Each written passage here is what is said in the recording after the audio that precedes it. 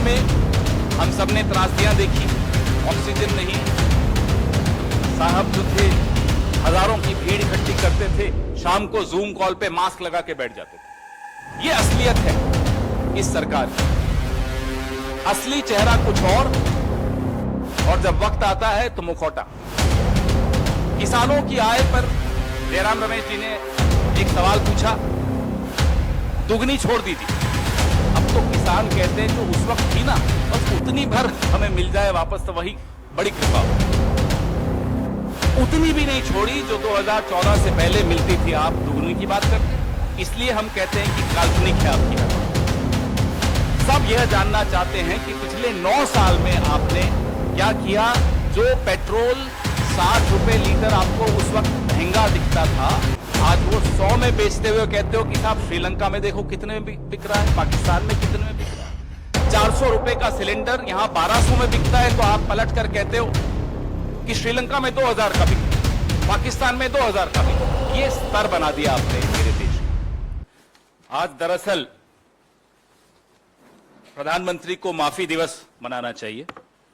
पिछले 9 साल जिनका लेखा जोखा अभी जयराम रमेश जी ने आपके सामने रखा, उस लेखा जोखा को अगर आप देखते हैं तो आज सिर्फ और सिर्फ मिच्छामी दुक्कड़म कहना चाहिए प्रधानमंत्री को। इसके अलावा और 2 शब्द के अलावा तीसरा नहीं बोलना चाहिए। प्रत्येक हिंदुस्तानी से, प्रत्येक भारतीय से जिसके साथ विश्वासघात हुआ, उससे वो माफी मांगे। जो अगर आप लोग नेटफ्लिक्स देखते हैं, फिक्शनल नॉवेल्स पढ़ते हैं तो लिखा हुआ आता है काल्पनिक है। पिछले 9 साल में जितनी बातें इन्होंने की, अपने मैनिफेस्टोज में की, अपने वादों में की, अपने भाषणों में की, अपने मन की बात में की, तमाम बातें काल्पनिक थी। उनका हकीकत से दूर दूर तक कोई लेना देना नहीं था। मेरी और आपकी जिंदगी पर उसका कोई प्रभाव नहीं पड़ा। तो इसलिए हम उनसे मांग कर रहे हैं कि आप, जब हम आपसे पिछले 9 साल का हिसाब मांगते हैं तो आप अब 900 साल पीछे मत ले जाइए इतिहास में कि 900 साल पहले ये हुआ था, 800 साल पहले ये हुआ था, 700 साल पहले। किसी को कोई रुचि नहीं। सब यह जानना चाहते हैं कि पिछले 9 साल में आपने क्या किया। जो पेट्रोल 60 रुपए लीटर आपको उस वक्त महंगा दिखता था, आज वो 100 में बेचते हुए कहते हो कि साहब श्रीलंका में देखो कितने में बिक रहा है, पाकिस्तान में कितने में बिक रहा है।